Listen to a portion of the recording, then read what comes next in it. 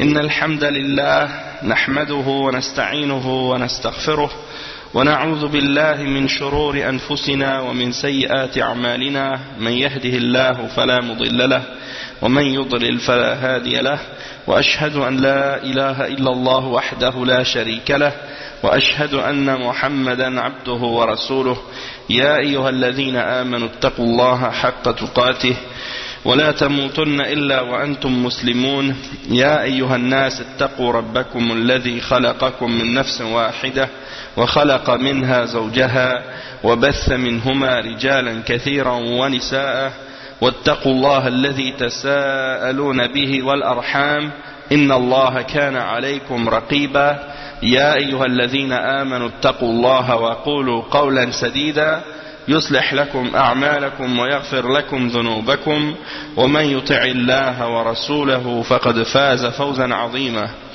أما بعد وإن خير الكلام كلام الله وخير الهدي هدي محمد صلى الله عليه وسلم وإن شر الأمور محدثاتها وكل محدثة بدعة وكل بدعة ضلالة وكل ضلالة في النار أما بعد.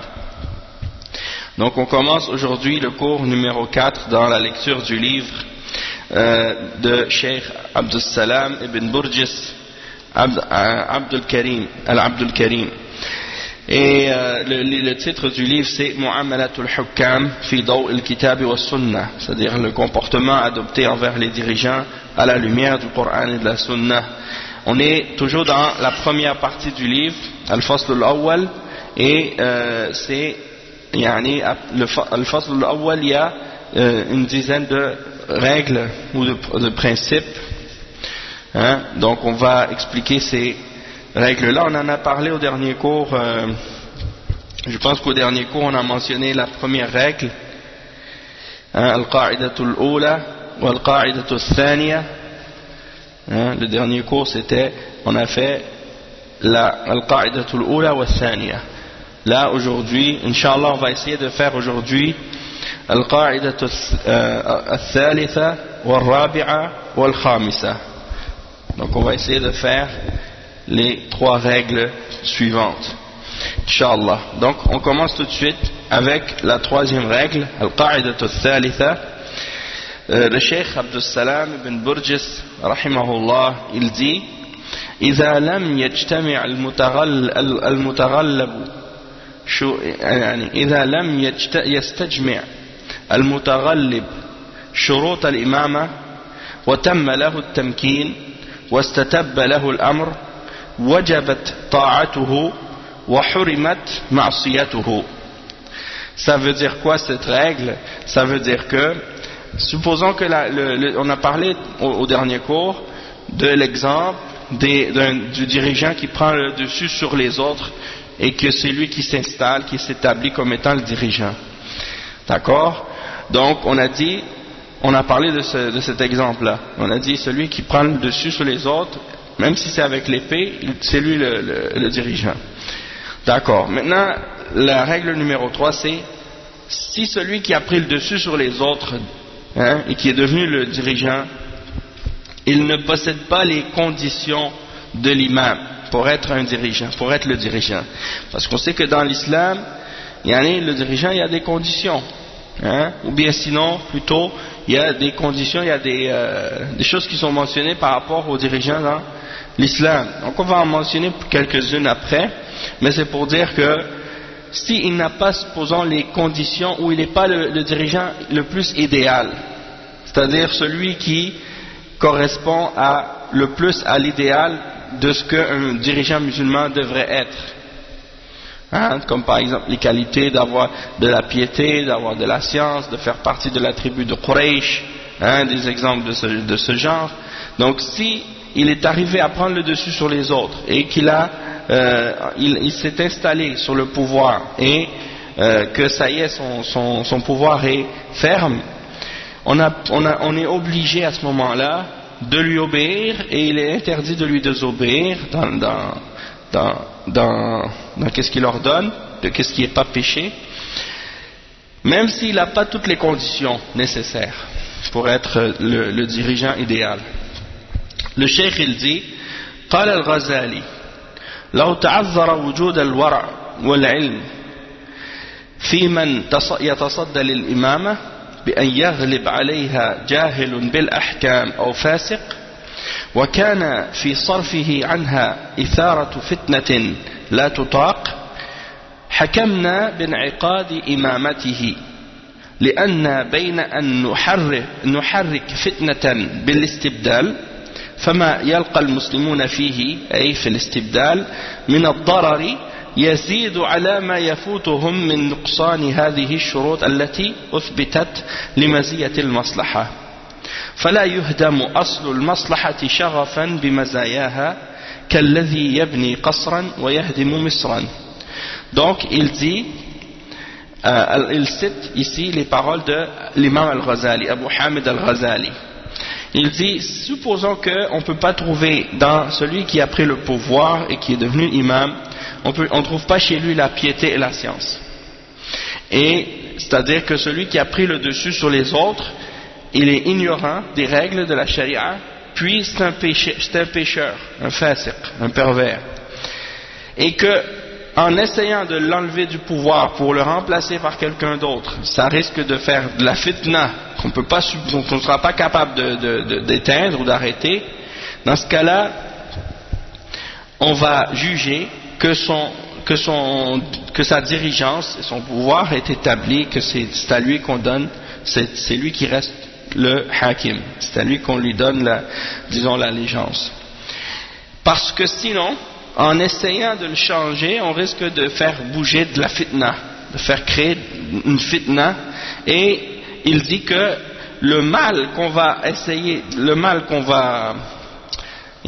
créer en essayant de l'enlever, ça risque d'être plus grand que le mal de le laisser tel qu'il est. Puisque même si on veut remplacer par un autre dirigeant qui a les conditions idéal, puis qui est correct, qui a du ilm, qui a de la piété, qui fait partie de la tribu de Quraysh et ainsi de suite, si tu veux le remplacer, ça risque de faire plus de fitna. Dans ce cas-là, c'est mieux de le laisser, parce qu'on ne va pas détruire une base d'un bienfait dans le but de rajouter des choses qui sont superficielles ou qui sont supplémentaires, mais du moment que tu as la base, tu dois rester avec ça. C'est comme celui qui veut par exemple bâtir un palais, puis pour le bâtir, il va détruire une ville au complet. Tu vois? Donc toi tu veux avoir un bon dirigeant qui a toutes les conditions, puis pour faire ça tu vas faire une grosse fitna. Donc ça vaut pas la peine. C'est mieux que tu restes avec ce dirigeant-là, qui a des défauts, qui a des péchés, qui n'est pas idéal, mais au moins il y a une stabilité, il n'y a pas de fitna, les gens sont en sécurité et ainsi de suite. Donc il dit وبين أن نحكم بخلو البلاد عن الإمام وبفساد الأقضية وذلك محال ونحن نقضي بنفوذ قضاء أهل البغي في بلادهم لمسيس حاجتهم فكيف لا نقضي بصحة الإمامة عند الحاجة والضرورة. Donc c'est ça. Donc il donne l'exemple, il dit c'est mieux qu'il y ait un dirigeant que le pays soit laissé sans imam, sans dirigeant, sans jugement. Ça c'est interdit, tu peux pas, parce que ça va ramener du désordre dans le pays. Il faut qu'il y ait un dirigeant, même s'il n'est pas le meilleur possible.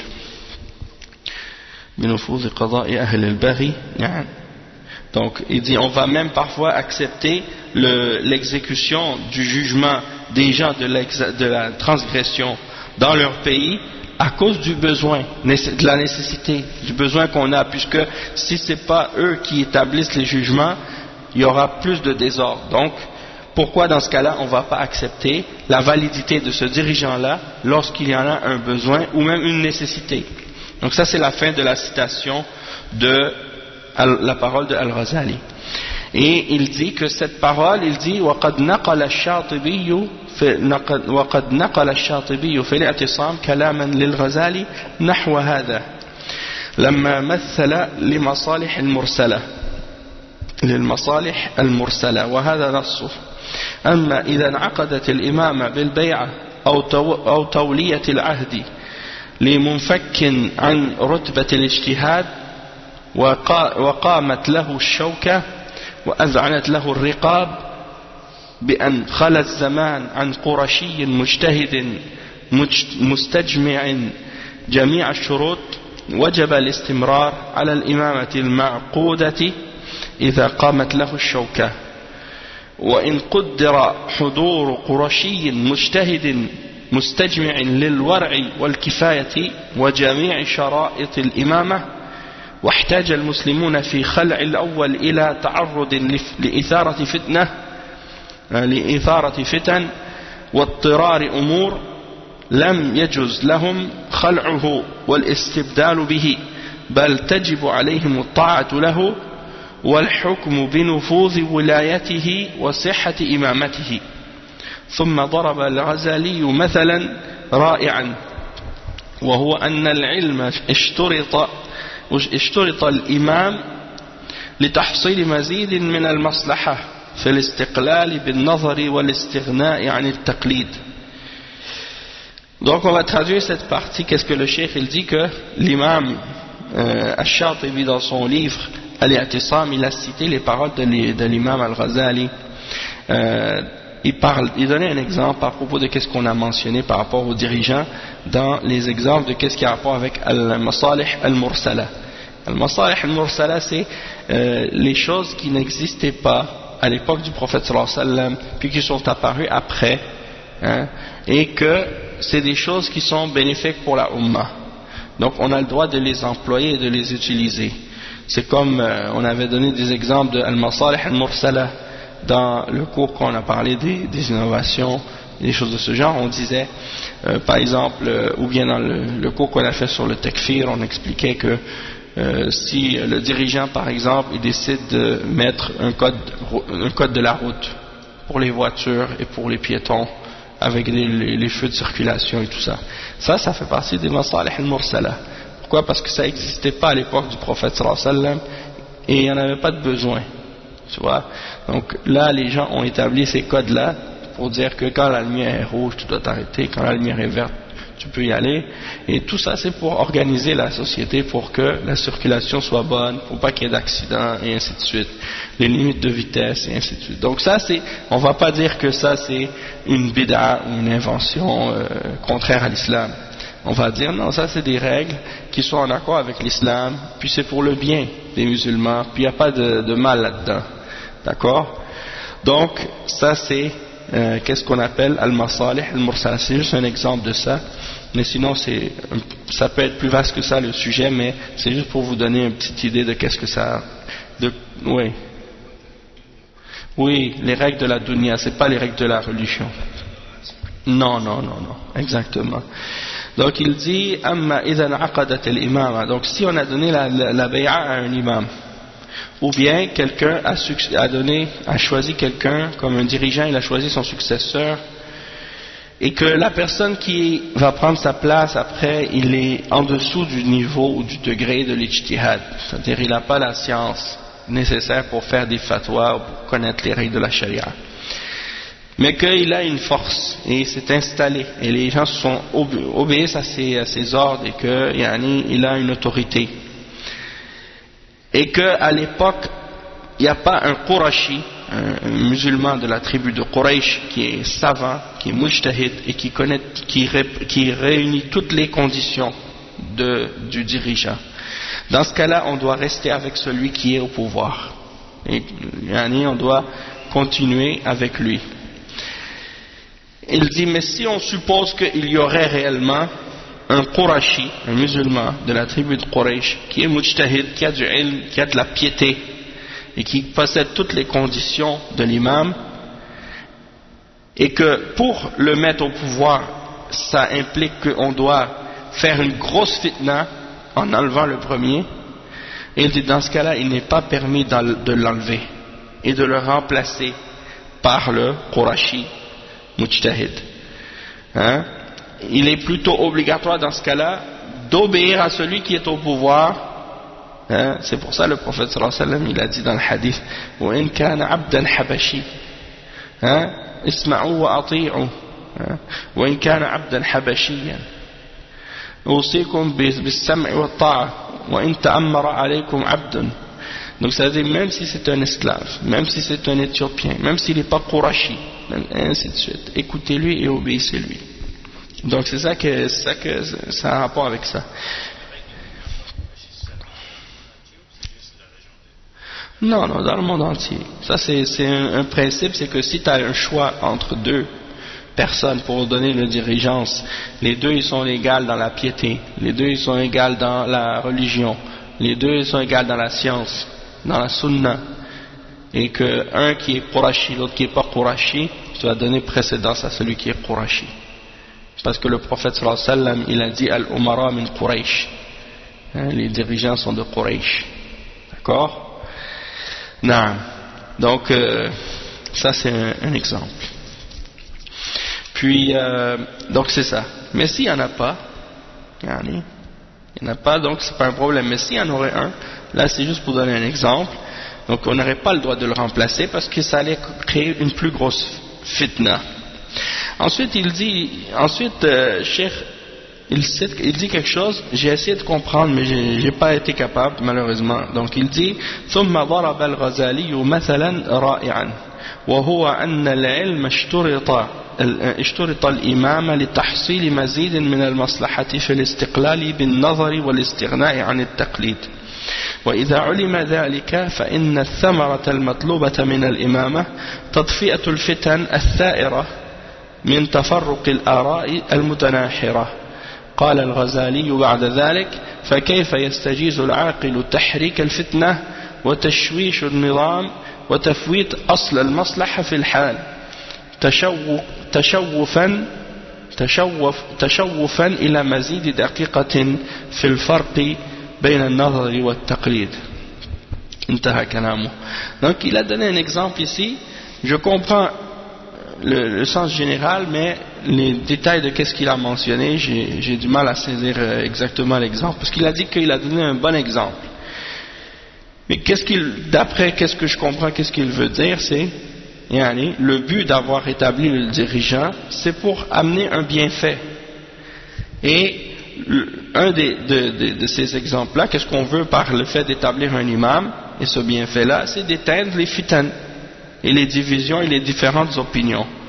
Donc comment on pourrait accepter de faire une fitna et de commencer à déranger les questions qui ont rapport avec le pouvoir et de justement faire perdre la base de ce bienfait, en essayant de remplacer le dirigeant par un autre. Mais c'est juste le terme quand il dit al-farq bayn al-nazar wa al-taqlid, j'ai pas compris qu'est-ce qu'il voulait dire par ça. Peut-être qu'il veut dire par rapport à l'ijtihad, parce que al-nazar c'est le fait d'analyser les textes et les preuves, et al-taqlid c'est le fait de suivre aveuglément. Donc peut-être que c'est de ça qu'il parle, du fait que Allahu a'lam, en tout cas. Oui, c'est ça. Il parle de la science, oui, par rapport à l'ijtihad, puis au ilm et ainsi de suite. De toute façon, le sens, qu'est-ce qui est important, c'est qu'est-ce qu'on a expliqué. Le plus important. Sinon, ça, c'est des petits détails. Il dit وقال الشاطبي تعليقا على كلام الغزالي وهذا ما قال الغزالي هو متجه بحسب النظر المصلحي وهو ملائم لتصرفات الشرع وإن لم يعضده نص على التعيين وما قرره هو أصل مذهب مالك. ثم ساق الشاطبي رواية عن مالك بن أنس في هذا الباب وتقدم ذكرها. نعم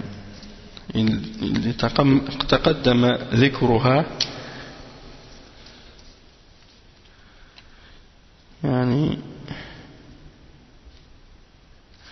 طيب. Donc il dit وقال فظاهر هذه الرواية أنه إذا خيف عند خلع غير المستحق وإقامة المستحق أن تقع فتنة وما لا يصلح فالمصلحة الترك. Ok, donc l'imam al-Shatibi il a mis un commentaire par rapport à qu'est-ce que l'imam al-Ghazali a dit. Après avoir cité al-Ghazali, il fait un commentaire puis il dit cette parole de al-Ghazali c'est une parole qui est basée sur l'observation puis l'analyse par rapport aux bienfaits et à la maslaha. Et c'est quelque chose qui est en accord avec les méthodes de la charia, d'analyser les choses de cette façon-là. Même s'il n'a pas cité de texte ou n'a pas mentionné de texte pour confirmer ou supporter sa position de façon explicite et claire, mais ce qu'il a confirmé ou ce qu'il a dit, c'est la base du madhab de l'imam Malik. Donc il dit, puis ensuite, l'imam al-Shatibi, il a cité une narration de l'imam Malik ibn Anas dans ce domaine, dans cette question-là, et on l'a déjà mentionné. Et le cheikh il cite à la page 27, il dit qu'on en a mentionné cette parole-là à la page 27. Donc quand je regardais, j'ai pas vu, à moins que ce soit ici quand il dit ففي الاعتصام للشاطبي أن يحيى بن يحيى قيل له البيعة مكروهة قال لا قيل له فإن كانوا أئمة جور قال قد بايع ابن عمر لعبد الملك بن مروان. Donc c'est de ça qu'il parle, parce que l'imam Yahya ibn Yahya, si je ne me trompe pas, c'est un des élèves ou un des savants maliki. Donc c'est probablement de cette parole-là qu'on a lu au dernier cours, quand on a dit que si on a donné la bay'a à un dirigeant, puis qu'il est fasiq, on n'a pas le droit de l'enlever, on doit continuer sur cette bay'a. Et ainsi de suite. Donc c'est ça qu'il dit ici, qu'on a déjà mentionné cette parole-là, qui est attribuée à Malik ibn Anas. Puis ensuite il dit فَظَاهِرُ هَذِهِ الرِّوَايَةِ. Donc le sens apparent de cette narration, c'est que si on craint qu'en essayant d'enlever celui qui ne mérite pas d'être au pouvoir et de mettre au pouvoir à sa place celui qui mérite de l'être, qu'il va y avoir une fitna et qu'il va se produire des choses qui ne sont pas bien ou pas correctes, dans ce cas-là, la maslaha, le bienfait, c'est quoi? C'est de laisser ça tomber. C'est-à-dire de ne pas essayer de le remplacer. De ne pas essayer d'enlever celui qui est moins, qui ne mérite pas, par celui qui mérite. Contrairement à ce que les kuffars, eux, ils feraient, tu vois. Eux, ils diraient, ah non, il faut l'enlever, il faut mettre quelqu'un d'autre. Oui, c'est ça. Donc il dit وروى البخاري عن نافع قال لما خلع أهل المدينة يزيد بن معاوية جمع ابن عمر حشمة ولده جمع ابن عمر حشمه وولده فقال إني سمعت رسول الله صلى الله عليه وسلم يقول ينصب لكل غادر لواء يوم القيامة وإنا قد بايعنا هذا الرجل على بيعة الله ورسوله وإني لا أعلم أحدا منكم خلعه ولا تابع هذا الأثر إلا كانت الفصل بيني وبينه. Donc il cite ensuite la parole qui est rapportée par Al-Bukhari selon Nafi', qui est la parole d'Ibn Omar qu'on avait citée aussi au dernier cours. Il dit, lorsque les gens de Médine ont enlevé ou ont refusé d'obéir à Yazid ibn Muawiyah et qu'ils ont retiré leur bay'a de Yazid ibn Muawiyah, Ibn Omar a pris ses affaires et il a pris ses enfants avec lui, puis il est parti. Puis il leur a dit avant de partir, j'ai entendu le messager d'Allah sallallahu alayhi wa sallam qui a dit, on va établir au jour de la résurrection une bannière pour toute personne qui a trahi son allégeance et son serment. Puis on va dire, ça c'est la trahison d'un tel, c'est la traîtrise ou c'est sa trahison. Donc il a dit, Ibn Omar après avoir dit ça, il a dit, nous on a donné la bay'a à cet homme, c'est-à-dire Yazid, le fils de Muawiyah, et on lui a fait cette bay'a, c'est une allégeance au nom d'Allah et de son messager.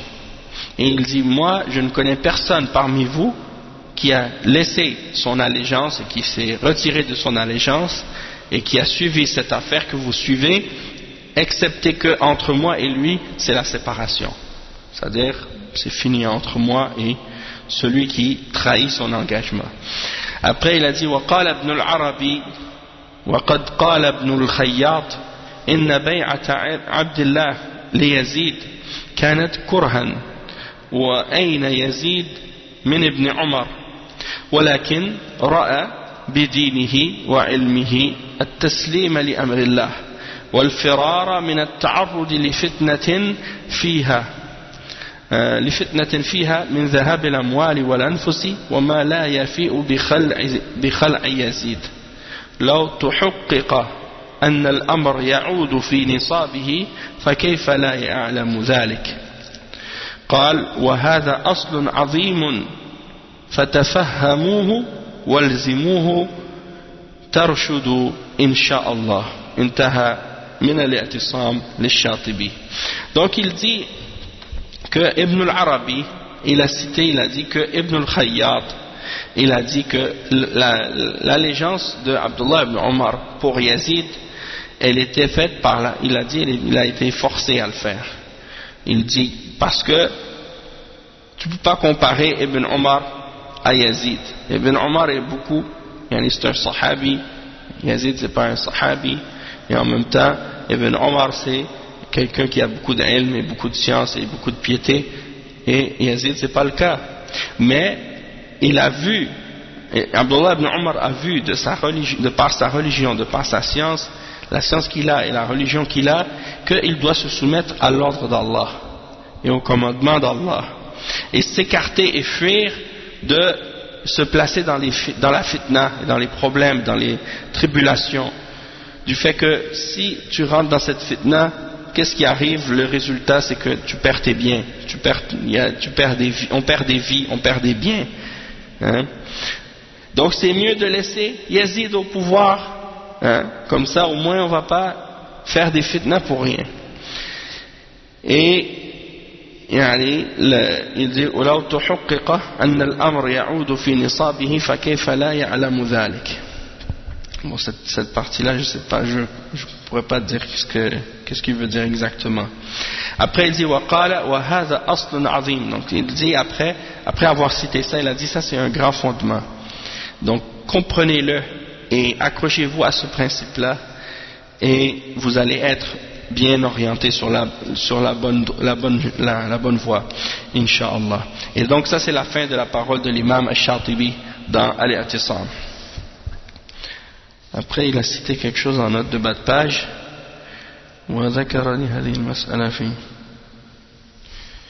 Donc il dit qu'il a cité des exemples pareils dans d'autres livres. Bon, la règle numéro 4 maintenant. Donc la règle numéro 3 qu'on vient de lire, c'est que s'il y a un dirigeant qui est au pouvoir, c'est lui qui a pris le pouvoir, mais qu'il n'est pas le dirigeant qui a les conditions, il n'a pas toutes les conditions idéales pour être au pouvoir, malgré tout, c'est obligatoire de lui obéir et de le laisser au pouvoir, plutôt que d'essayer de le remplacer. La règle numéro 4, يصح الاضطرار يصح في الاضطرار تعدد الأئمة ويأخذ كل إمام منهم قطره حكم الإمام الأعظم. C'est ça. Donc la règle numéro 4, on en a parlé déjà au dernier cours.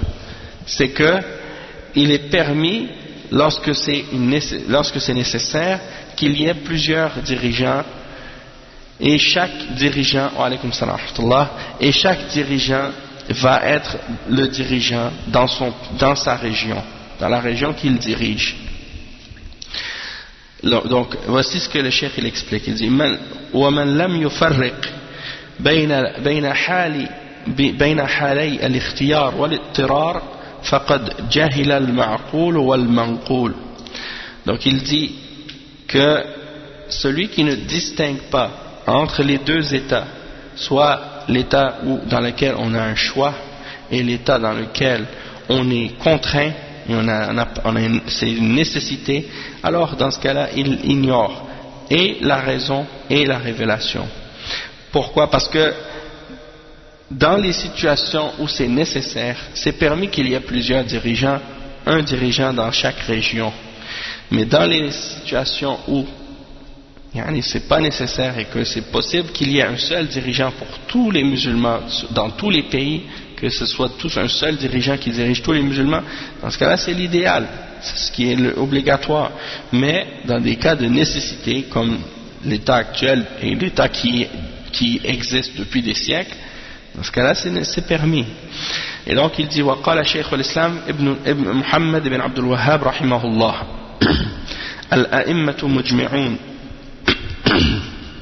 الأئمة مجمعون من كل مذهب على أن من تغلب على بلد أو بلدان له حكم الإمام في جميع الأشياء ولولا هذا ما استقامت الدنيا لأن الناس من زمن طويل قبل الإمام أحمد إلى يومنا هذا ما اجتمعوا على إمام واحد ولا يعرفون أحدا من العلماء ذكر أن شيئا من الأحكام لا يصح إلا بالإمام الأعظم. انتهى كلامه. Bon, pourquoi les ulama mentionnent ce point-là? C'est un point très très important. Pourquoi? Parce qu'il y a beaucoup d'entre les hizbiyin et les jeunes bid'a qui ont organisé par exemple des groupes et des partis islamiques ou des choses comme ça. Eux ils disent, les hadiths qui mentionnent l'obéissance aux dirigeants et qu'on ne doit pas sortir contre les dirigeants et qu'on doit être patient par rapport à son injustice et ainsi de suite, ils disent ça c'est seulement les dirigeants, c'est seulement quand c'est un khalifa général pour toute la Ummah. Puis ils disent que si c'est pas pour un dirigeant général pour toute la Ummah, c'est pas obligatoire de lui obéir dans le bien, puis c'est pas obligatoire de ne pas se révolter contre lui et ainsi de suite. Donc, comme par exemple, ici on voit la parole de Cheikh l'Islam, Mohammed ibn Abdul Wahhab, il dit les savants, les imams de la religion, sont tous d'accord dans tous les madhhabs que si un dirigeant est au pouvoir dans une région, c'est lui qui a le pouvoir dans une région ou dans plusieurs pays en même temps, c'est lui qui dirige, alors il a le jugement d'être le dirigeant dans tout ce qui a rapport avec le fait d'être un dirigeant.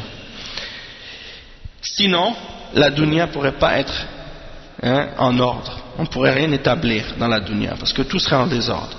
Et donc, il dit, les hommes, depuis très longtemps, même avant l'époque de l'imam Ahmad jusqu'à aujourd'hui, ils se sont jamais réunis, toute la Ummah au complet, sur un seul dirigeant. Depuis avant l'imam Ahmad ibn Hanbal. Donc ça fait longtemps que la Ummah est divisée, qu'il y a plusieurs dirigeants pour les musulmans. C'est pas récent, c'est pas quelque chose de nouveau. Donc ils se sont jamais réunis derrière un seul dirigeant pour toute la Ummah. Et il n'y a aucun d'entre les savants qui a dit quoi que ce soit que du fait que s'il n'y a pas un seul dirigeant et que si c'est pas le grand imam, le grand khalifa pour toute la Ummah, que sinon il ne doit pas appliquer les règles de la charia, puis il ne doit pas faire respecter les ordres d'Allah. Wa alaykum salam wa rahmatullah. Wa qala al-allamah as-San'ani رحمه الله تعالى في شرح حديث أبي هريرة رضي الله عنه مرفوعا من خرج عن الطاعة وفارق الجماعة مات فميتته ميتة جاهلية. قوله عن الطاعة أي طاعة الخليفة الذي وقع الاجتماع عليه، وكأن المراد خليفة أي قطر من الأقطار، إذ لم يجمع الناس على خليفة في جميع البلاد الإسلامية من أثناء الدولة العباسية، بل استقل أهل كل إقليم بقائم بأمورهم، إذ لو حمل الحديث على خليفة اجتمع عليه أهل الإسلام لقلت فائدته.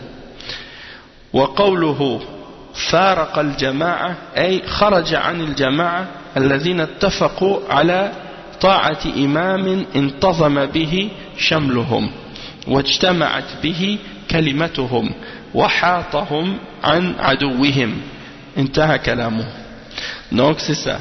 Donc il dit, l'imam As-San'ani, il a mentionné le hadith du prophète sallallahu alayhi wa sallam qui est rapporté par Abu Huraira radiyallahu anhu, rapporté par l'imam Muslim, que le prophète sallallahu alayhi wa sallam a dit, celui qui sort de l'obéissance C'est-à-dire, il sort de l'obéissance du dirigeant et se sépare de la jama'a. Et qu'il meurt. La jama'a, c'est quoi? C'est le groupe qui est réuni autour d'un dirigeant. C'est ça la jama'a dans un pays. La jama'a, c'est le dirigeant et la population. C'est ça la jama'a.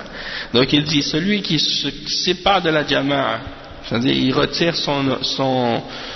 il se retire de l'obéissance de ce dirigeant-là, et qu'il meurt, sa mort sera comme la mort à l'époque de la jahiliya.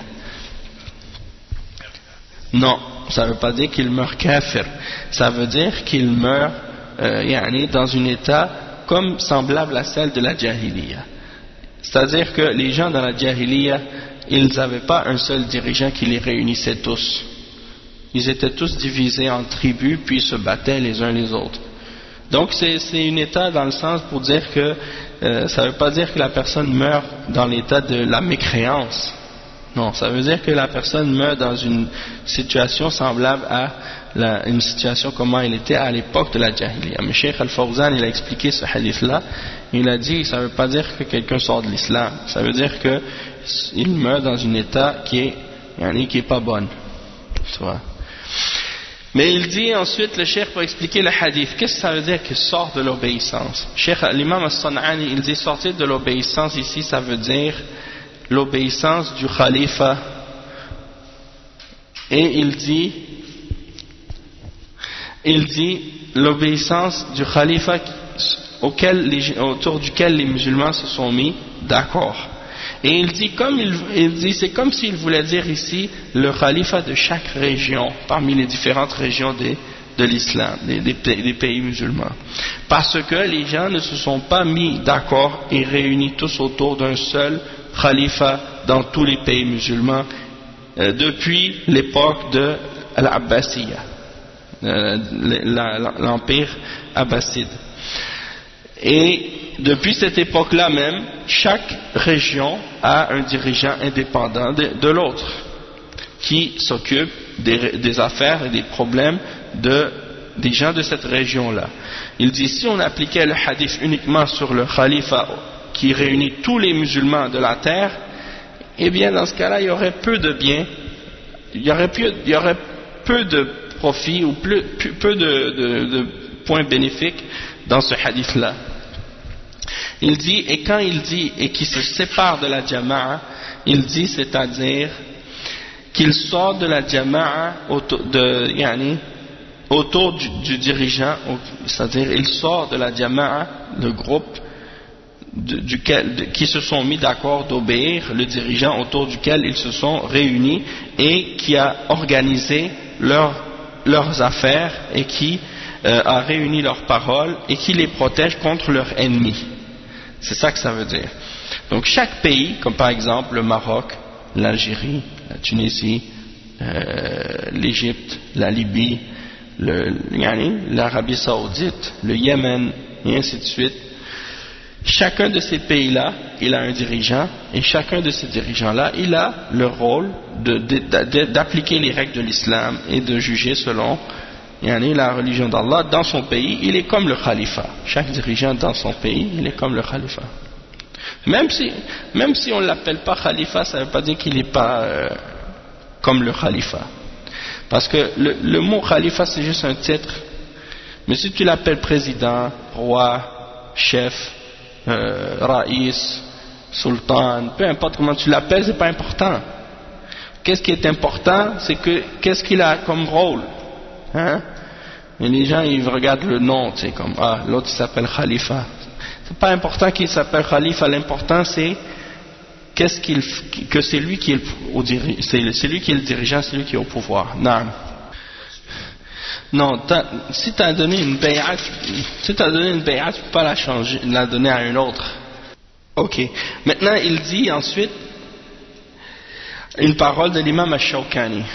Il dit قال العلامة الشوكاني رحمه الله في شرح قول صاحب الأزهار ولا يصح إمامان. Donc l'imam Ash-Shawkani il explique dans un de ses livres de fiqh la parole de celui qui a écrit le livre Al-Azhar, parce que c'est un sharh, Sayl al-Jarrar al-Mutadafiq ala Hada'iq al-Azhar. Donc c'est un sharh d'un livre qui s'appelle Hada'iq al-Azhar. Donc il explique le livre, et dans le livre il y a une parole qui dit il n'est pas permis qu'il y ait deux imams, qu'il y ait deux dirigeants. Donc là, l'imam Shawkani, il explique qu'est-ce que ça veut dire ça, qu'il ne peut pas y avoir deux dirigeants. Il dit وأما بعد انتشار الإسلام واتساع رقعته وتباعد أطرافه فمعلوم أنه قد صار في كل قطر أو أقطار الولاية إلى إمام أو سلطان وفي القطر الآخر كذلك ولا ينعقد لبعضهم أمر ولا نهي في قطر الآخر وأقطاره التي رجعت إلى ولايته فلا بأس بتعدد الأئمة والسلاطين ووجب الطاعة لكل واحد منهم بعد البيعة له على أهل القطر الذي ينفذ فيه أوامره ونواهيه وكذلك صاحب القطر الآخر فإذا قام من ينازعه في القطر الذي قد ثبتت فيه ولايته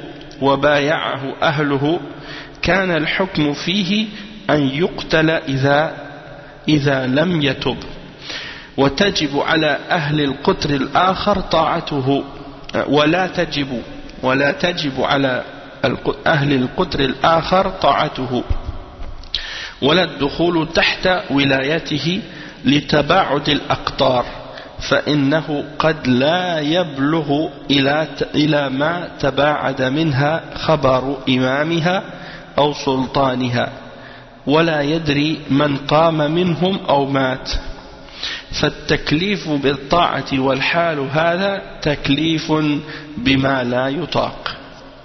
Donc on va commencer par traduire cette partie. Donc l'imam al-Shawkani, il dit après la grande propagation de l'islam et que les frontières des musulmans ou les territoires des musulmans se sont élargis et que les limites des différents territoires se sont éloignées, alors il dit que c'est certain que après ça, dans chaque région il y a un dirigeant, il y a un sultan, et dans l'autre région il y a aussi un autre dirigeant, un autre sultan, et il dit ولا ينعقد لبعضهم أمر ولا نهي في قطر الآخر. Donc les ordres et les ententes qu'il fait dans un pays, ça s'applique pas dans qu'est-ce qui est dans le pays de l'autre où il y a un autre dirigeant. Il dit donc qu'il n'y a pas de mal dans ce cas-là qu'il y ait plusieurs dirigeants, dans un dirigeant pour chaque contrée ou chaque différent pays.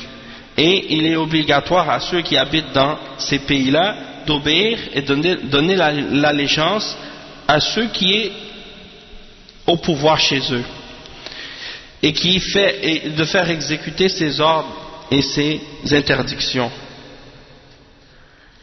Et la même chose pour le dirigeant qui habite dans l'autre région. Chacun est indépendant dans ce sens-là.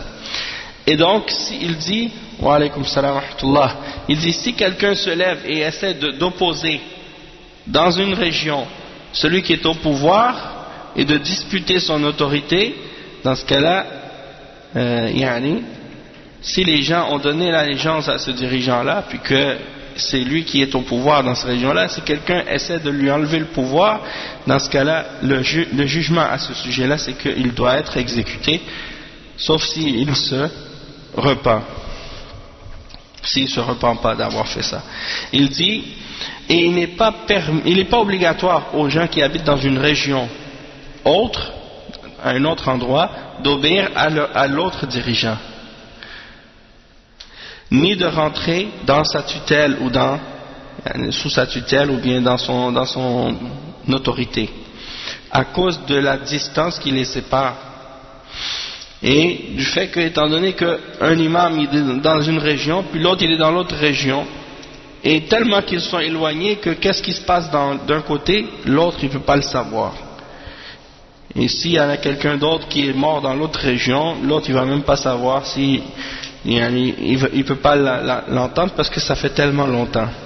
Un exemple de ça, c'est comme quand par exemple à l'époque il y avait les musulmans le khilaf qui était à Bagdad, et en Andalousie il y avait un autre khilafa, ou bien un autre dirigeant là-bas en Andalousie.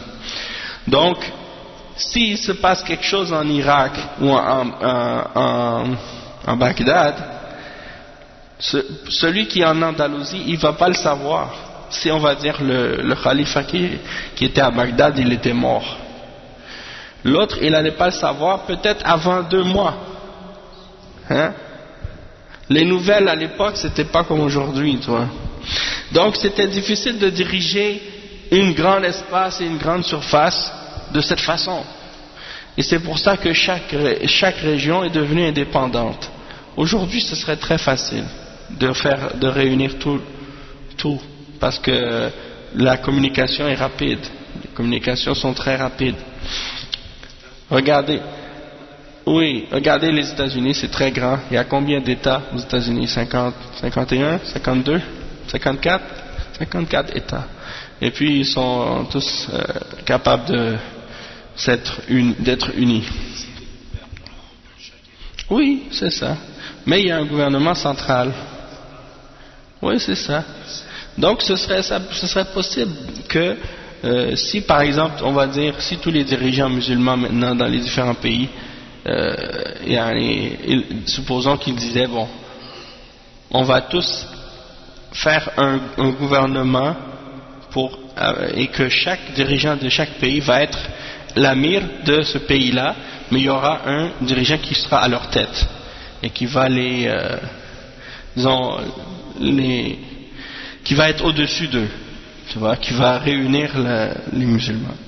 Peut-être, Allahu A'lam. Non, c'est pas une condition. C'est pas une condition. Pour que quelqu'un soit un dirigeant, c'est pas nécessaire, c'est pas une condition qu'il soit le plus pieux ou le plus savant. C'est bien qu'il soit pieux et qu'il soit savant, mais s'il n'a pas ça, on va pas dire que ah non, il n'est pas notre dirigeant. C'est ça qu'on expliquait tantôt en fait. Non, donc il dit donc que ولا تجب طاعة أهل القطر الآخر طاعته والدخول تحت ولايته لتباعد الأقطار فإنه قد لا يبلغ إلى ما تباعد منها خبر إمامها أو سلطانها ولا يدرى من قام منهم أو مات فالتكليف بالطاعة والحال هذا تكليف بما لا يطاق.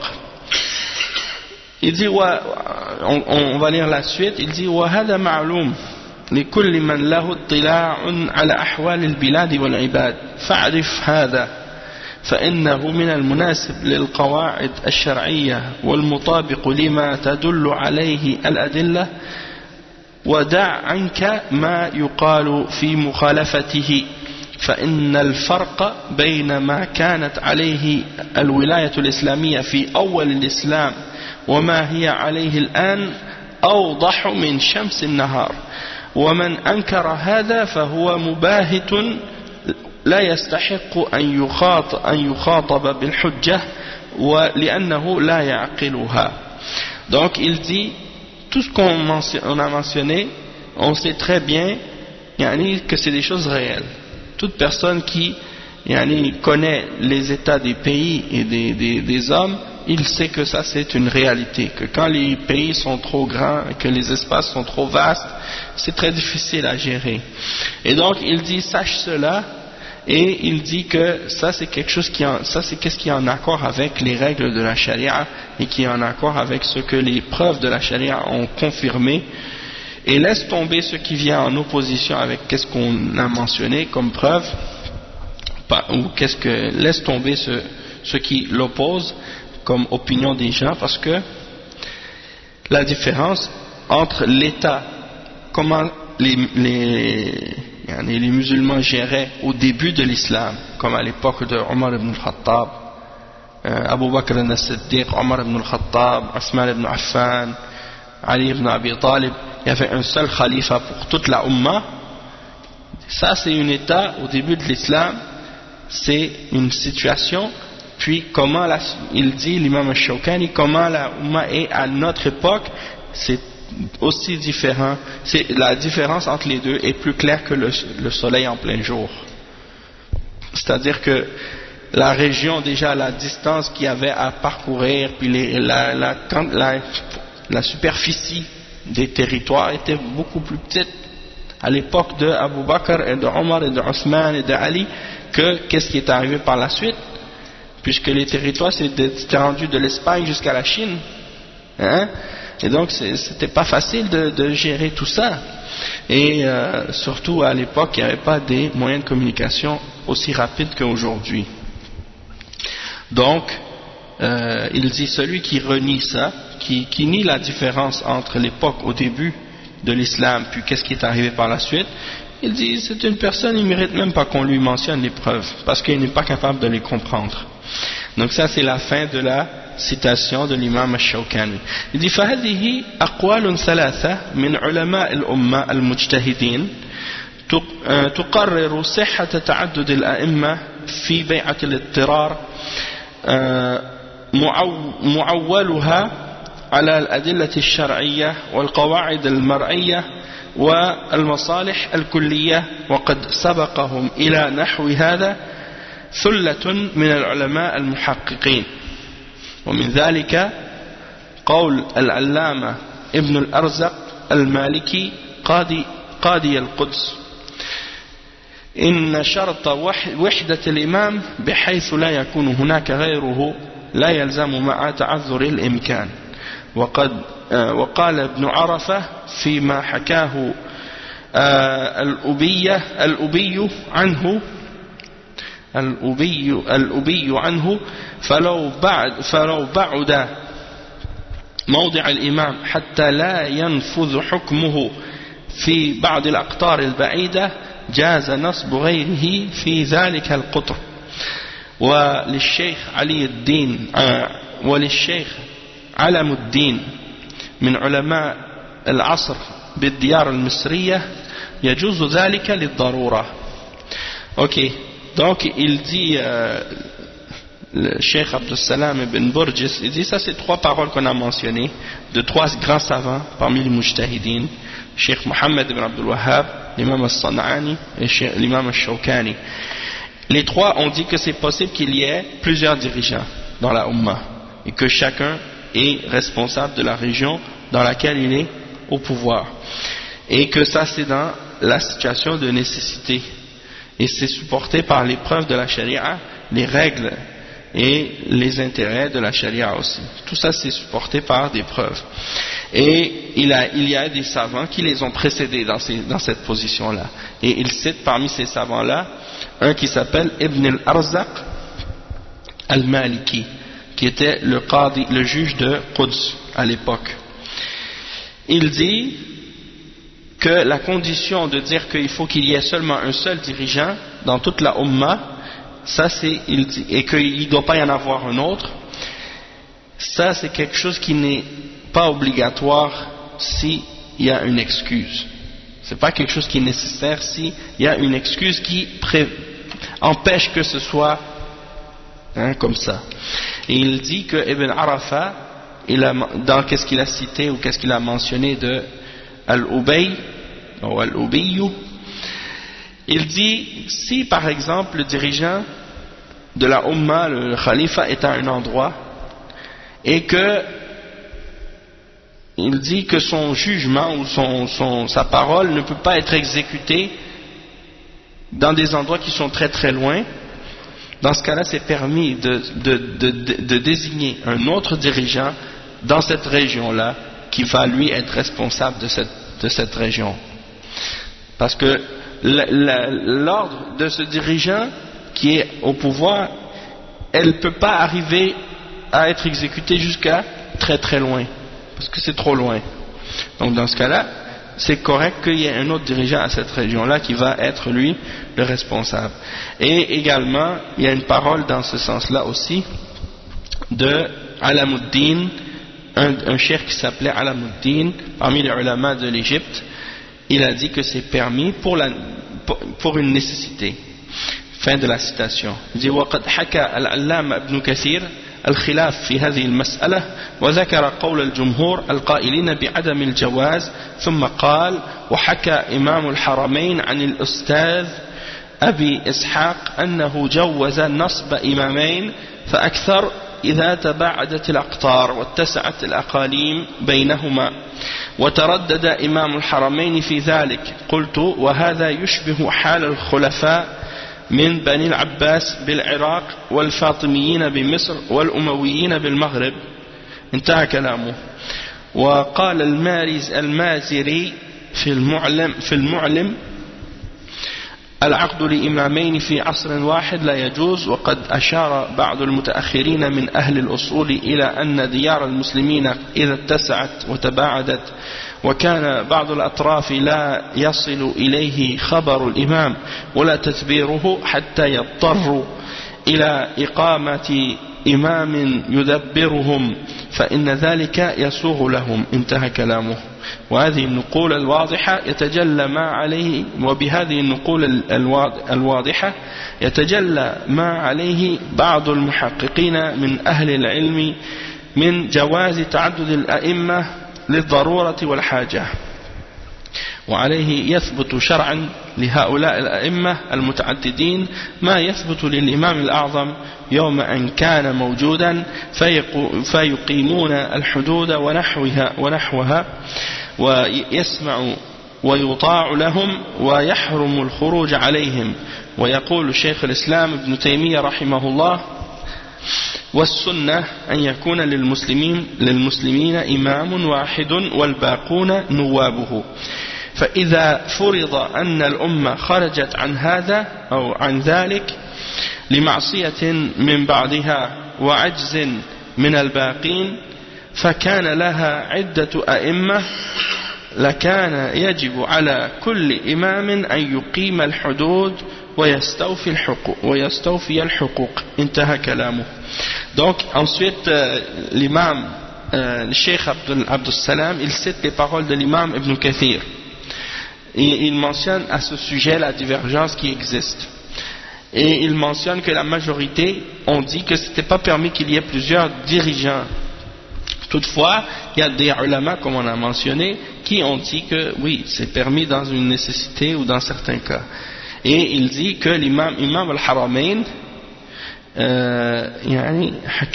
l'imam al-Haramain, il a cité de al-Ustaz Abi Ishaq qu'il a rendu permis qu'il y ait plusieurs imams si les régions sont éloignées et que les régions sont tellement éloignées que c'est pas possible qu'il y ait un seul dirigeant. Dans ce cas-là, ils ont dit que c'était permis. Et l'imam al-Haramain, il a hésité dans cette situation, puis il a hésité de prendre position.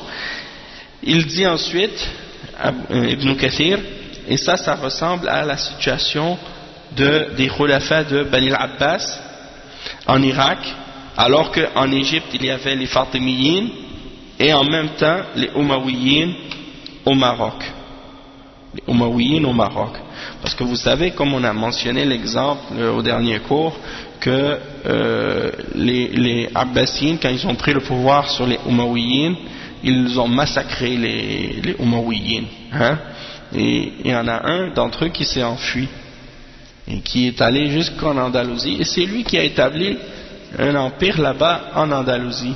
Et donc c'est pour ça qu'en Andalousie c'était les Umayyin qui étaient au pouvoir là-bas, pendant que les Abbasiyin étaient au pouvoir en Irak et dans le reste de la Ummah. Donc c'est pour dire que déjà c'est des choses qui sont arrivées dans l'histoire. وقال المازري في المعلم, donc Al-Maziri il a dit dans son livre Al-Mu'lim que de donner la bay'a à deux imams en même temps, il dit à une même époque, il dit c'est pas permis.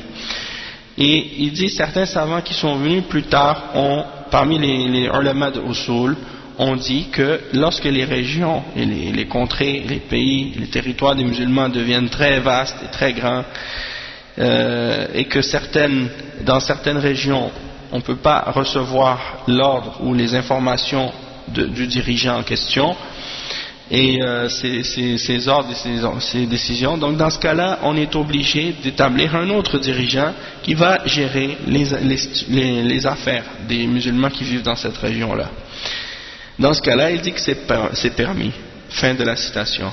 Donc il dit ça, c'est des citations claires qui clarifient pour nous ce que les savants vérificateurs parmi les hommes de science ont mentionné sur le fait qu'il est permis qu'il y ait plusieurs dirigeants lorsque c'est nécessaire ou lorsqu'il y en a un besoin. Et donc, par conséquent, c'est permis légalement selon la charia que ces différents imams aient les mêmes responsabilités, les mêmes devoirs que le grand khalifa, celui qui serait le grand dirigeant de toute la Ummah, s'il était présent. C'est-à-dire qu'ils doivent faire respecter les peines islamiques et ils doivent être écoutés et obéis dans le bien, et il est interdit pour les musulmans de se révolter contre eux. Donc ça a clarifié et ça répond à qu'est-ce qu'on a dit tout à l'heure par rapport à ceux qui prétendent que l'écoute et l'obéissance aux dirigeants et de ne pas se révolter contre eux, c'est seulement contre le grand khalifa qui serait le dirigeant de toute la Ummah en même temps. Donc ça c'est totalement faux. Et il dit وَيَقُولْ شيخ الإسلام ابن تيمية رحمه الله, donc Cheikh al-Islam ibn Taymiyyah il dit la sunna c'est qu'il y a un seul dirigeant pour les musulmans et tous les autres dirigeants sont ces nouab, c'est-à-dire ces ministres ou ces députés. Ok. Donc si on suppose que la Ummah sort de cette situation idéale, qu'elle n'a plus un seul dirigeant, à cause d'un péché de la part de certains ou de l'incapacité des autres, et qu'il y aurait plusieurs dirigeants, alors il dit, dans ce cas-là, il serait obligatoire, et il est obligatoire à chacun de ces dirigeants-là, dans la région où il est, de faire appliquer les peines de la charia et de respecter les droits, de faire respecter les droits des musulmans dans la région où il est. D'accord? Donc ça c'est pour la règle numéro 4. Maintenant la règle numéro 5, al-qa'idatul khamisa. الأئمة الذين أمر النبي صلى الله عليه وسلم بطاعتهم هم الأئمة الموجودون المعلومون الذين لهم سلطان وقدرة. أما من كان معدوما أو لا قدرة له على شيء أصلا فليس داخلا فيما أمر به النبي صلى الله عليه وسلم من طاعة الولاة. Donc qu'est-ce qu'il dit comme règle numéro 5? C'est-à-dire que les dirigeants que le prophète sallallahu alayhi wa sallam nous a ordonné d'obéir, ce sont les dirigeants qui sont présents et qui sont connus, ceux qui ont réellement un pouvoir et une autorité. Pas il dit si c'est des gens qui n'existent pas ou qu'ils n'ont aucun pouvoir réel à la base, alors ils ne rentrent pas dans ceux que le prophète sallallahu alayhi wa sallam nous a ordonné d'écouter et d'obéir. Et il y a des exemples qui me viennent à l'esprit juste en lisant cet exemple. C'est qu'il y a des gens, par exemple, ils ont une jama'a et ils ont un amir, mais leurs amirs n'ont aucune autorité politique ou un pouvoir politique. C'est juste, ils ont pouvoir sur leur groupe, dans leur région. Ça, on a dit déjà au dernier cours que c'était une bid'a. Et déjà, c'est pas eux que le prophète sallallahu alayhi wa sallam nous a ordonné d'obéir. Hein? Parce qu'il y en a qui pensent que c'est ça le khalifa, ils ont un petit chef de leur jama'a, ils pensent qu'il est comme pour eux c'est lui le khalifa, tu vois, comme Daesh qui pense que leur dirigeant c'est le khalifa de la Ummah. C'est des exemples comme ça, alors qu'il n'a pas de pouvoir sur toute la Ummah. Ça c'est un khariji, donc c'est des gens qui font de façade fil ard. Donc c'est sûr que c'est des gens qui, en tout cas, leur sort est, on va voir qu'est-ce qui va leur arriver. Ben, c'est juste pour te dire que c'est clair qu'ils vont pas rester là longtemps. On sait même pas où il est, qu'est-ce qu'il fait de toute façon. L'important, qu'est-ce qu'il faut comprendre, c'est que les dirigeants, ce sont ceux qui sont réellement au pouvoir. Comme par exemple les Shia, Rafida. Ils ont 12 imams. Et le dernier, ça fait 1200 ans qu'il est, selon eux, en état d'occultation. Ça veut dire qu'il est disparu, il est rentré, il est devenu invisible. Et qu'il se cache dans une grotte. Et que, à la fin des temps, il va réapparaître pour venger Ahlul Bayt, pour venger la famille du prophète sallallahu alayhi wa sallam. Donc ils prétendent que ce dernier imam, c'est le Mahdi qu'ils attendent. Pour eux, il est déjà vivant, il existe en ce moment-là. Depuis 1200 ans, il est caché, il est invisible. Et c'est lui qui dirige le monde, c'est lui qui contrôle le monde en ce moment. Donc ils disent que quand il va sortir, il va aller à Médine, puis il va faire sortir Abu Bakr et Omar, et il va les accrocher sur un arbre, et puis il va les torturer comme ça, en tout cas. Allah al-Musta'an. Et il croit qu'ils vont faire sortir tous ceux qui ont trahi Ali, radiyallahu anhu, ils vont les châtier, et ainsi de suite. Donc ça fait partie de leur superstition et de leur fausse croyance. Mais c'est pour dire que eux, ils croient vraiment que c'est leur imam, et que lui, il est au pouvoir. Il n'existe même pas, déjà. Donc ça, c'est un exemple. Il y a aussi les soufis. Les soufis, ils ont aussi des imams, des chouyours à qui ils donnent bay'a, et quand leur cheikh de la tariqa, il meurt, ils désignent un khalifa de la tariqa. Donc ils disent, par exemple, un tel, c'est le khalifa de notre tariqa, tu vois, alors qu'ils n'ont aucun pouvoir, hein. C'est pas eux qui ont un pouvoir politique. Ils ont seulement un pouvoir sur les ignorants et les égarés qui les suivent et qui les obéissent aveuglément. Donc, ça c'est pour comprendre que c'est pas de eux qu'on parle. On parle des vrais dirigeants, ceux qui sont au pouvoir, qui ont une autorité réelle. Donc il dit, يقول شيخ الإسلام ابن تيمية رحمه الله تعالى إن النبي صلى الله عليه وسلم أمر بطاعة الأئمة الموجودين المعلومين الذين لهم سلطان يقدرون به على سياسة الناس لا بطاعة معدوم ولا مجهول ولا من ليس له سلطان ولا قدرة على شيء أصلا. انتهى كلامه. Donc il dit dans Minhaj al-Sunnah, Cheikh al-Islam, il dit que le prophète sallallahu alayhi wa sallam a ordonné d'obéir les dirigeants qui sont présents, qui existent et qui sont connus. Ceux qui ont une réelle autorité et un réel pouvoir sur la politique des hommes. Et non pas d'obéir des gens inconnus ou des gens qui n'existent pas. Ni des gens qui n'ont aucun pouvoir et aucune autorité à la base. D'accord? Donc ceux qui sont au pouvoir, qui sont des dirigeants officiels des pays, c'est eux que le prophète Mohammed sallallahu alayhi wa sallam nous a ordonné d'obéir et d'écouter. Parce qu'il y a des musulmans comme ça, c'est comme le frère il a dit tout à l'heure, le terme khalifa, ils pensent qu'il faut que pour que ce soit quelqu'un à qui on est obligé d'obéir, que ce soit quelqu'un qui se donne le titre de khalifa ou amir al-mu'minin ou des choses de ce genre. Et c'est pas obligatoire.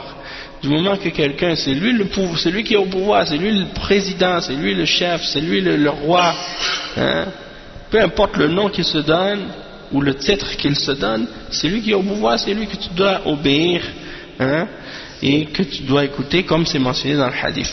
Il dit wa hujjatu hadha أن مقاصد الإمامة التي جاء الشرع بها من إقامة العدل بين الناس وإظهار شعائر الله تعالى وإقامة الحدود ونحو ذلك لا يمكن أن يقوم بها معدوم لم يوجد بعد ولا مجهول لا يعرف. Donc il dit, la preuve dans qu'est-ce qu'on mentionne maintenant, c'est que les intérêts et les intentions pour lesquelles on établit un dirigeant tel que c'est dans la charia, c'est pour établir la justice entre les hommes. Quand il y a un dirigeant, tu veux de l'eau? Ah ok, désolé. Donc c'est ça, le but pour lequel dans la charia on établit un dirigeant, c'est pour établir la justice entre les hommes, pour faire en sorte que les rituels et les principes de la religion de l'islam soient apparents, pour établir les peines lorsqu'il y a quelqu'un qui commet un crime. Et il n'est pas possible de faire en sorte que ces choses-là soient appliquées si le dirigeant en question n'existe pas, si c'est pas quelqu'un de réel, et non plus si c'est quelqu'un qui est inconnu, caché quelque part, ou quelqu'un qu'on ne sait même pas qui il est. Tu vois, tu peux pas dire par exemple, les chiites, comme je disais tantôt, ils ont 12 imams. Ils ont 12 imams. Tu demandes aux musulmans, regarde historiquement, est-ce que un d'entre ces 12 imams, à part Ali, radiallahu anhu, qui est en réalité qui n'a rien à voir avec eux, mais que eux prétendent que c'était un de leurs imams, subhanallah, à part Ali et Al-Hassan, il n'y en a aucun d'entre eux qui a eu le pouvoir. Il n'y en a aucun. Et même Al-Hassan, radiallahu anhu, le fils de Ali radiallahu anhu, subhanallah, il a laissé son pouvoir à Muawiyah volontairement pour éteindre la fitna. Donc, comment tu regardes ça, tu dis, bon, ces gens-là qui prétendent qu'il y a eu 12 imams. Sur ces 12-là, il y en a seulement 2 qui ont eu réellement le pouvoir, et un d'entre ces 2-là, il a décidé lui-même de donner son pouvoir à Muawiyah. Donc, quand est-ce que ces dirigeants, ces 12 imams-là ont supposément été des vrais dirigeants? Jamais. À part Ali radiallahu anhu. Et il n'a rien à voir avec eux. Ni Hassan, ni Al-Hassan. Donc, c'est pour dire dans ce cas-là, on ne parle pas de ça, des gens qui s'imaginent, qui ont l'idée que ce sont des dirigeants. La même chose pour les soufiyines ou les autres gens d'égarement. Comme par exemple les Ismaïliyas, ce qu'on appelle les Ismaïliyas. Eux ne sont pas musulmans, mais ils se disent musulmans, tu comprends. Puis ils ont eux c'est une des sectes parmi les sectes des chiites. Et eux, au lieu de croire en 12 imams, ils croient en 8 imams, puis en ses descendants. Donc aujourd'hui, là, c'est ce qu'on appelle les Aga Khan. Et l'Aga Khan, qui est actuellement le chef des Ismaïliyas, maintenant, ouais, mais c'est-à-dire qu'ils se sont tellement mélangés avec le temps, qu'aujourd'hui, si tu le vois, il a l'air d'un Européen. Tu vois, un Européen. Et eux tu les retrouves pas juste en Inde, tu les retrouves en Afghanistan, en Inde, en Afrique. Oui, ils ont pas juste à Toronto, ils ont des centres dans plusieurs villes. Non, c'est pas les Ahmadiyya, c'est les Ismaïliyya, naam. Donc Aga Khan, il est reçu par exemple le Parlement canadien et par la reine d'Angleterre comme un souverain, comme quelqu'un qui est un vrai président d'un pays, mais il n'a aucun pays, il n'a pas de pays, c'est pas un vrai souverain, il n'a aucune autorité politique pour de vrai, mais il a le titre de souverain parce qu'il est chef de la secte des Ismaïlis. Mais quand il vient au Parlement, il l'accueille comme si c'était un dignitaire, comme si c'était un roi ou quelque chose. Donc c'est pour dire ça, c'est pas de ces dirigeants-là qu'on parle. On parle de ceux qui ont réellement un pouvoir réel. Et il dit وَإِنَّمَا يَقُومُ بِهَا الْإِمَامَ الْمَوْجُودَ الَّذِي يَعْرِفُهُ الْمُسْلِمُونَ. Donc il faut que les musulmans connaissent leurs dirigeants, ils savent c'est qui. Si tu dis c'est quelqu'un caché dans une grotte qui va appliquer la justice, quelle justice? On le voit même pas, on sait même pas qui il est. Donc c'est pas lui le dirigeant.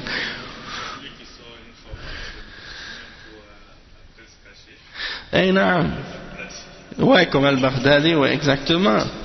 Donc ça, c'est pas de celui-là qu'on parle. Donc il dit وإنما يقوم بهذا الإمام الموجود الذي يعرفه المسلمون عموما وعلماؤهم وعوامهم وشبابهم وشيبهم ورجالهم ونساؤهم والذي له قدرة على إنفاذ مقاصد الإمامة فإذا أمر برد مظلمة ردت وإذا حكم بحد أقيم وإذا عزر نفذ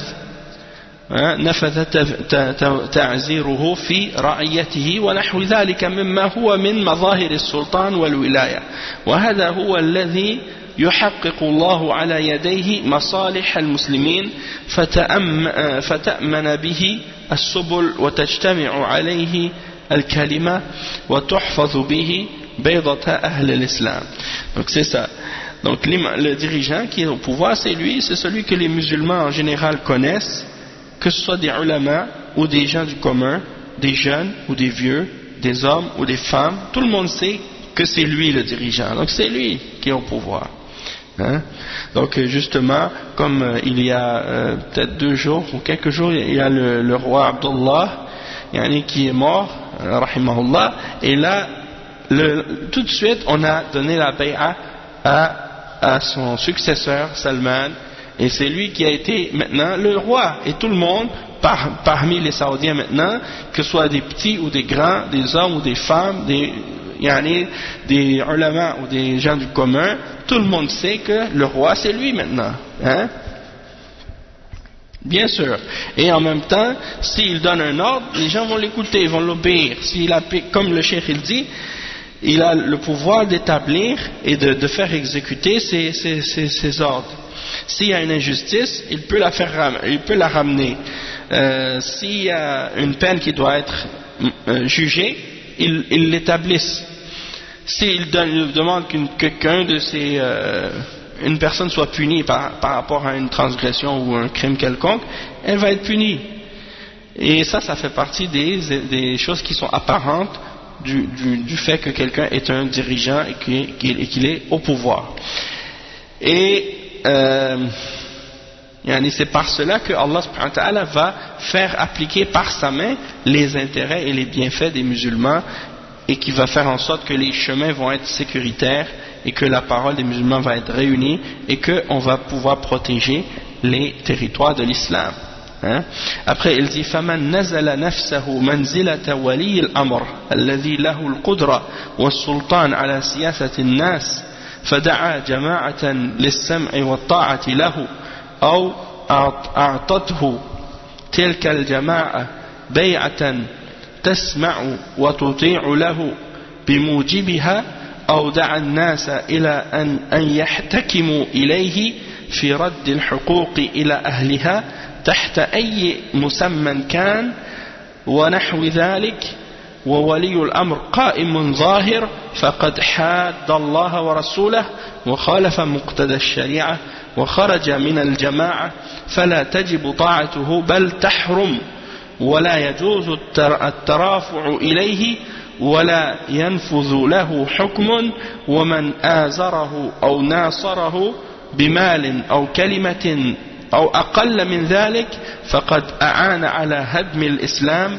وتقتيل أهله وسعى في الأرض فسادا والله لا يحب المفسدين. Donc le cheikh il dit, donc toute personne qui se désignerait lui-même un degré ou un statut comme étant un dirigeant ou un amir ou un wali ou amr, hein, et qui voudrait se désigner comme si il était un sultan ou quelqu'un qui a une position, un pouvoir politique, et qui appelle les gens à lui donner la bay'a et à l'obéir, et que les gens de ce groupe lui donnent effectivement une bay'a, il l'écoute et lui obéit, et qu'il appelle les gens à juger vers lui et à ramener les droits vers lui, peu importe le nom qu'ils se donnent, dans qu'est-ce qu'ils font, alors qu'il y a déjà un dirigeant qui est présent et au pouvoir, alors celui qui a agi comme ça, il s'est mis en opposition avec Allah et son messager, et il a contredit ce qui est impliqué par la charia et il est sorti de la jama'a. Donc ça c'est l'exemple de l'autre là, al-Baghdadi, parce qu'en Irak il y a déjà un dirigeant, hein? Donc il ne peut pas venir puis dire ça y est c'est moi le dirigeant maintenant, hein? Ou des choses comme ça, puis commencer à faire un groupe, ou bien la même chose pour Al-Qaïda ou les autres groupes de Khawarij, la même chose. Et là il dit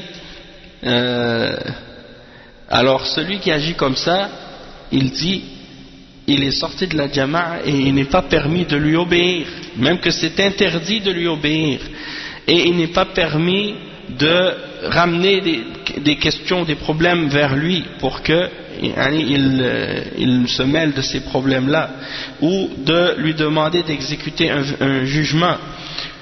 Et toute personne qui le supporte ou qui le défend par une parole, ou moins que ça, alors il a aidé à détruire l'islam et à tuer les pratiquants de l'islam.